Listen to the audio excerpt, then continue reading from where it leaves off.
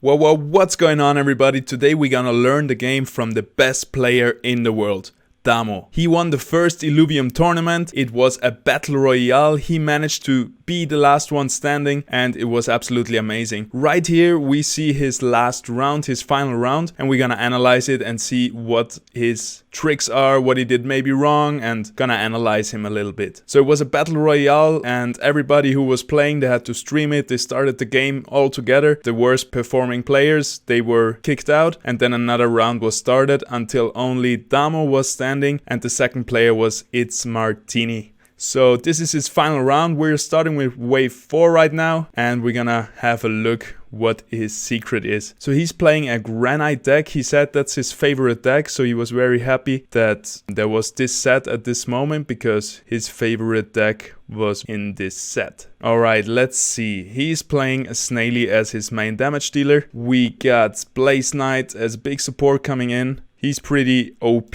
right now. There we go, we got a little marker right here and now we can start analyzing. We are just gonna let it roll. At later stages, when there's a lot going on, a lot of enemy Illuvials, we can pause the video and check all the positioning and everything. Alright, for now we got Titanor or Goliath actually in the back catching the assassin. Nope, he missed him, he ran away. Be mindful that while the assassin is jumping, our backline melee characters, they already start running. So if there is like our damage dealer here and our assassin bait here, then many times it can happen that our assassin bait runs away and the enemy assassin runs after him and then decides to go on the carry. So be mindful of that. There is a long way for pathing going on before the assassins and the bait connect. Alright, what we got here? We got one assassin. It's always good to look here. We got one rogue and that's it. When there is like 10 Illuvials on the board and you get a bit confused, it's nice to check the enemy classes to see what's going on. The rogue is gonna get caught by Kukurov. Nope, actually going on the ranger. It just happened what I said before. The path thing. Kukurov was running away finding a target because he's melee with a huge attack range though. He's like a half range character, I'd say.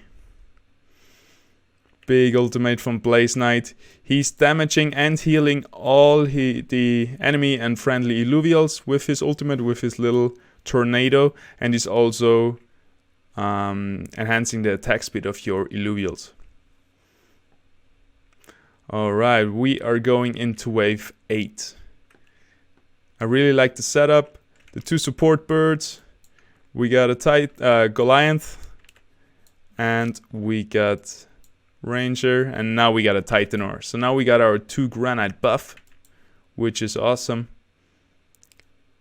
Let's see, we got 2 assassins. Titanor is gonna catch Malura, and actually he's putting Snaily to work as a tank because she got the granite buff and she's invulnerable for the first 4 seconds, and then she drops down to half health and she gets healed right away from the supports. So it worked out like a charm. It's definitely a risky approach, but high reward if you can pull it off, because Snaily will be casting a lot because she gets damaged, so her mana, her energy gets refilled faster.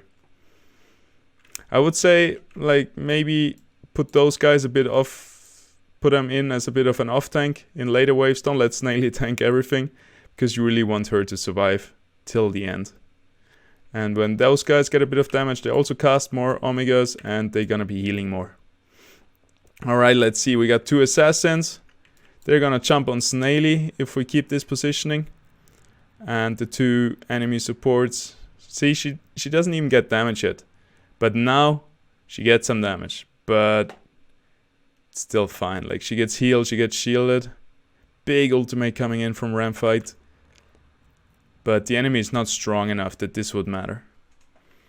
And Damo knows this, right? He has already had a game till wave 24 in the round before. So he knows exactly what he's doing. Let's analyze the enemies. We got the damage dealer right here. We got a tank. We got an assassin, support tank right over here. Wormy, by the way, she's a big tank. She only costs 40 gold. or 40 mastery points, and she is making it work. Kind of like Atlas. Alright, so the assassin is going on our Snaily again, but it is Malura, and Malura doesn't do a lot of damage compared to other assassins, so that is fine.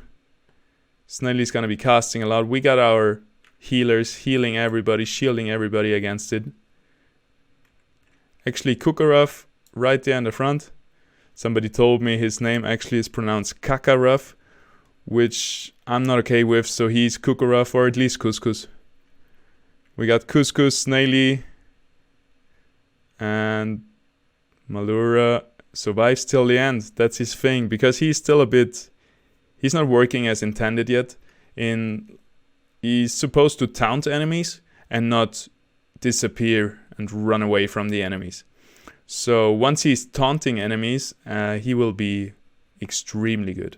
But for now he's tanky, but he always dives into the ground like the mole he is and hides away. So this is kind of counterproductive. Alright, we got our tank catching their 2 tanks, catching those 2 assassins, those 2 supports right here. So those 4 units gonna go on Titanor, and our Goliath here is gonna catch Ramfire. Goliath bathing is gonna lead us up here, and Ramfire is gonna land here, so he's a bit closer to the Goliath hopefully. Yeah. Nope, he isn't. He went on Snaily. So this is where it gets tricky. If you're just a few millimeters off, a few little hexes off, he could go onto your damage dealer, which shouldn't be a problem in this round, but in later rounds this will be the difference between win and lose. Wow, those Ramfire's ultimate does so much damage now. Looks really nice. Finally he's good, and he is carrying his weight for sure. So yeah, this is really the difference between mastering the game and just playing it. If you can predict the exact movement, the exact pathing of your units, of the assassin, and where he's gonna go, this is gonna decide a lot of stuff. Alright, checking the enemy team. We got 2 rogues. 1, 2, high damage, both of them. They're gonna jump here and here. Goliath is gonna take care of this one for sure. And since the closest enemy to Goliath is here, he might be dodging Umbre, because he's gonna start walking there. So Umbre, maybe Snaily is closer. Let's see. Yeah, exactly. So once we can predict this stuff, so if you don't got beta yet, just watch games like this and do like I do, like even pause the game and predict everything what is gonna happen. And then if that's what you predicted is gonna happen, well, then you did really good. So that's a very, very important part, to be able to see in the future, because you see the enemy battlefield already, the enemy position, so you can actually, if you're really good, know what's gonna happen. Like you can already know the whole fight if you got a little computer brain and you can think 20 steps ahead. You see already what's gonna all happen. You just gotta think it through. Let's think it through. 1, 2 assassins. We got a shrimp cannon here, so he's gonna target the furthest enemy with his laser, which is probably gonna be one of those 2. Probably Blaze Knight, so that's not too bad. The 2 assassins are gonna get caught by those 2 off tanks. I really like this double tank setup to catch the assassins. And we got another shrimp right here. And for him, the furthest target will probably be the tanks right here. So yeah, the positioning is really good, right? Titanor is not catching too many enemies. Maybe you could swap Titanor and Goliath, because I think Goliath is gonna 1, 2, 3 units and a shrimp cannon. So he's gonna tank way more than Titanor, and Titanor is tankier. So you could have swapped those, but it's working out. So I'm sure Damo has done his homework and he has played these rounds before, so he knows what's gonna beat the wave. He doesn't need to play perfectly, right? He just needs to win it. I wish we could see the Snaily celebrating. Alright, what we got? 1 assassin, 2 assassin, 3 assassin. With the biggest threat being Ramfire. You wanna keep him away from your pack, so he's not gonna Omega, make a big firestorm into your 4 Illuvials, only onto 1 or maybe maximum 2. Then we have the Riptor here, which is the biggest threat in the not assassin part of the team. So it's still fair to have all your carries over here, because they're first gonna go on Archelon right here, and then they're gonna go on Riptor. So we're killing him or slaying him as the second target. Then we got a bunch of supports in the backline, which are not gonna be a big threat. So again, I would swap Titanor on Goliath, just because Goliath is gonna tank those 2 assassins. Well, let's see. Yeah, he's gonna tank those 2 assassins, so... And Titanor is only tanking a few little supports and Riptorus, but Riptorus is dead already. Well, I guess it was fine. Titanor got a fair bit amount of damage. Now it was actually a nice damage split. Everybody didn't bite off more than they could chew. Kind of like that. Alright, very healthy. Still everybody alive. Works really good. You got good supports, good tanks, and positioning is just working out there. And nobody's getting too much damage. Everybody's getting healed, and nobody's like... There's not one target which gets like 5 units attacking him, so he's instantly dead. That's the thing that we are usually doing. But everybody gets a bit of damage, so they get more energy, they cast more abilities, and heal each other. You know the drill. Alright, we got the Shrimp Cannon. Always look out for that. The best thing to do is with the Shrimp Cannon, you put one single, not so worthy unit the furthest away from him, so this unit will be targeted by his laser, and the rest of your team is fine. Like right now, probably the Shrimp Cannon, it's hard to tell if it's gonna hit here or here. In both cases, it's not a too big deal. I mean, if he hits here, he hits at least like 3 Illuvials, which could be rather big. We only got 1 assassin jumping here. We got like 4 units onto this Seer, and that's what I mean with too much focus on one unit. Let's see if he actually dies. Wow, he's so tanky. Well, but 1 unit of us got focused on fast Seer, so we could have split a bit more damage to Titanor with better positioning, and then both of them would be still alive now. Probably would be healed. Alright, looking very good. We are wave 15. Now it starts to get funny. Now it starts to get hard. Let's see. What's the next wave? Boom.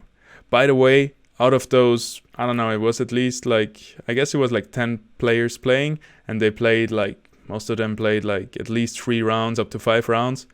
So let's say like 20-30 rounds or something, and there wasn't a single crash of the game. And this is private beta 1, just to let you know, just to remind you.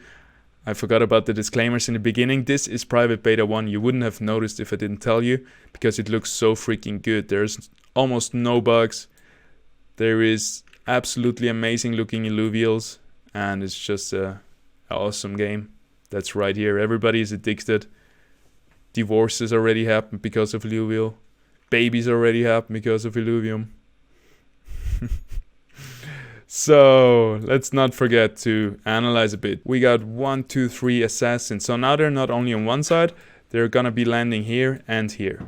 So our 2 off tanks here are gonna be welcoming these 2 assassins, and this time Seer is only gonna get 1 extra target, so they're gonna be fine.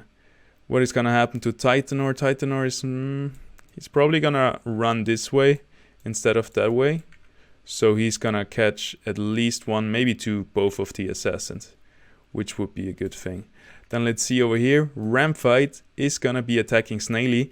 Because of the granite buff, remember he's invulnerable for the first 4 seconds. So he's gonna be fine in the beginning. Everybody's gonna be focusing down on one target, which is perfect. So Blaze Knight is gonna die, hopefully very fast. If we don't, maybe Snaily is gonna attack Archelon. And as soon as they die, they're gonna refocus to the closest target, which will then be Ramfire or fight, I think it is, right here.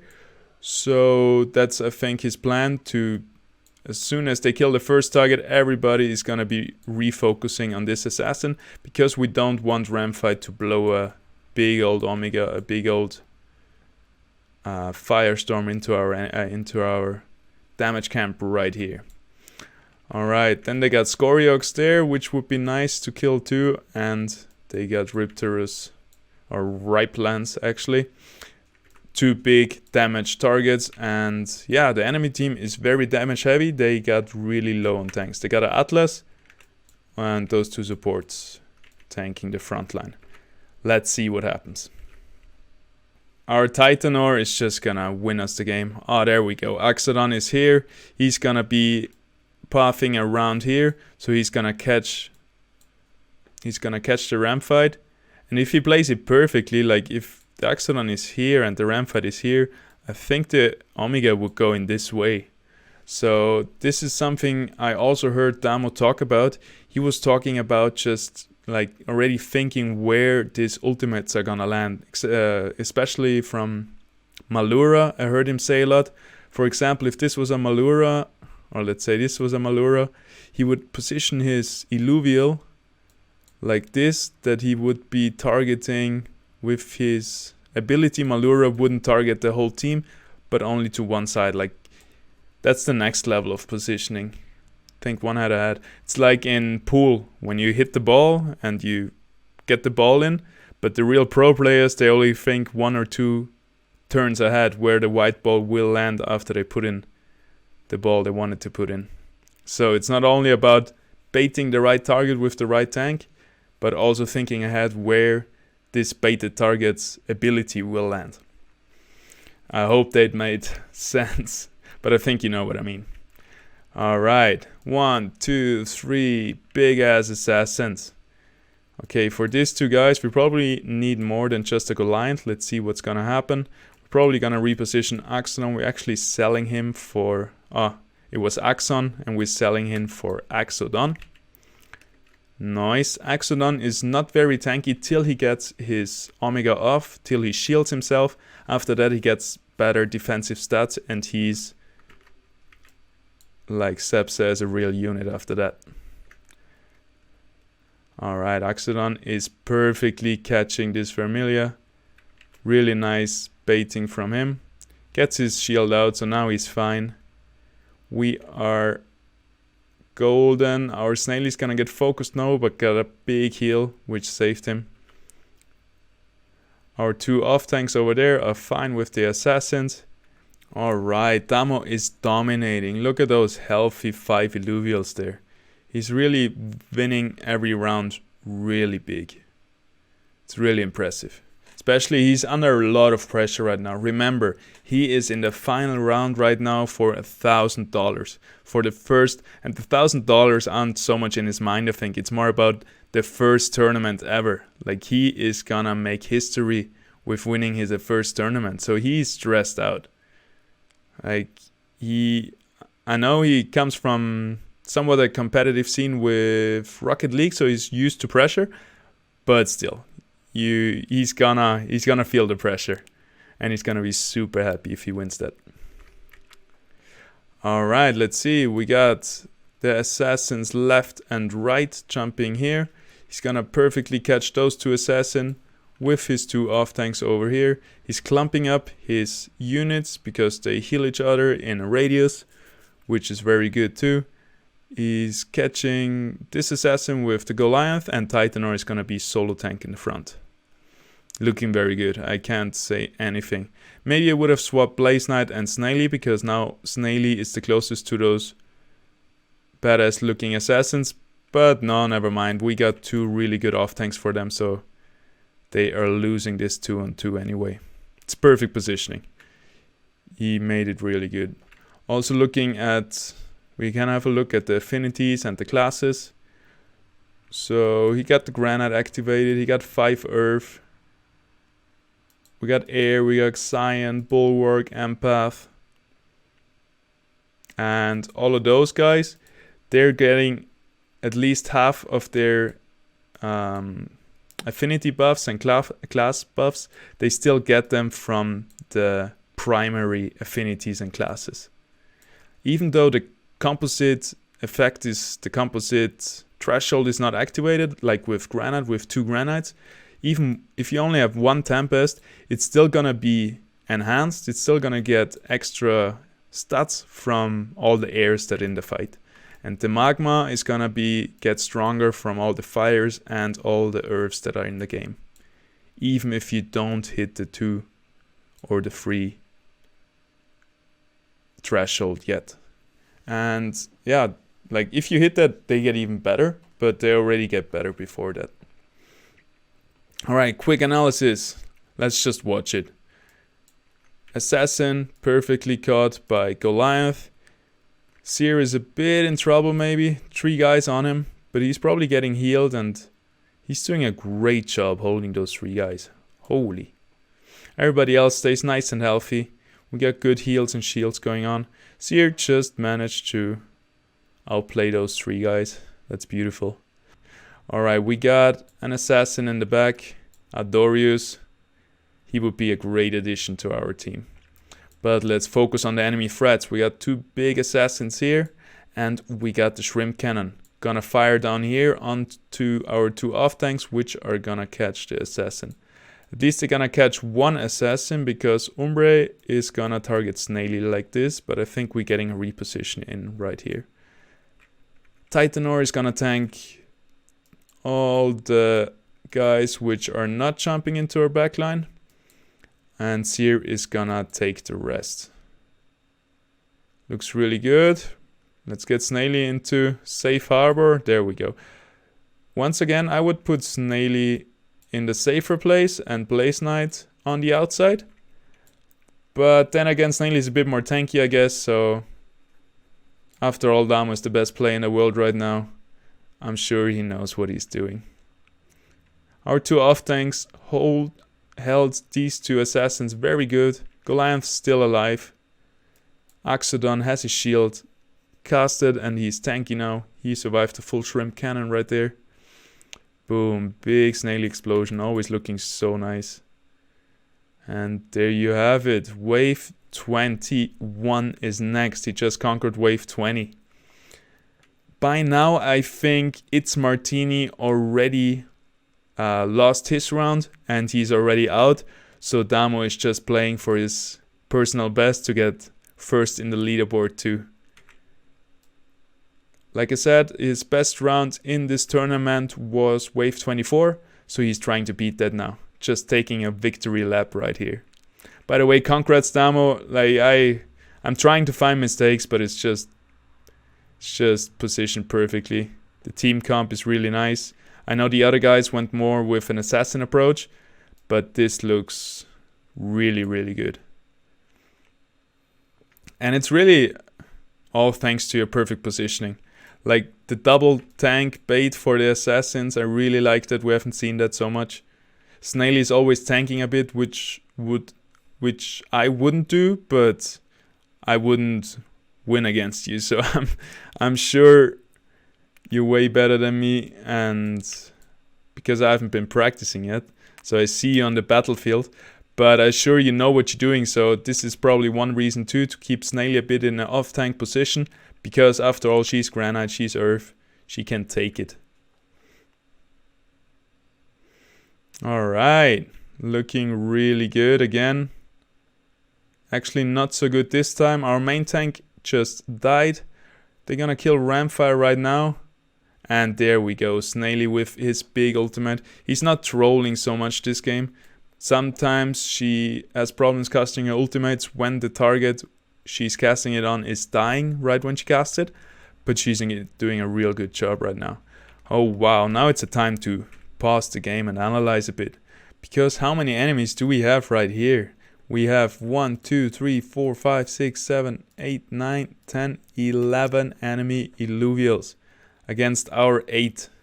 So it gets increasingly harder. You can also see he's already having a lot of mastery points left over because there's nothing else to deploy. He has already his perfect team. Alright, let's start analyzing real quick. We got 1, 2, 3 assassins, 4 assassins going on right there. Here is our damage dealers. So we want to keep our carry camp on the left side so they can march through those 3 targets right here. First they're gonna attack the Blaze Knight support and also the Riptorus right here, and then they're gonna kill the Riptorus, the Scoriox, which are really good targets, and then we hopefully switch down to our enemy assassins, which are gonna be caught by our off tanks right here. So again, we got these assassins going on over there.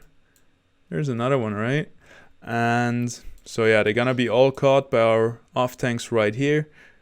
Maybe we could position 1 or 2 more over here so our Goliath has a bit of help.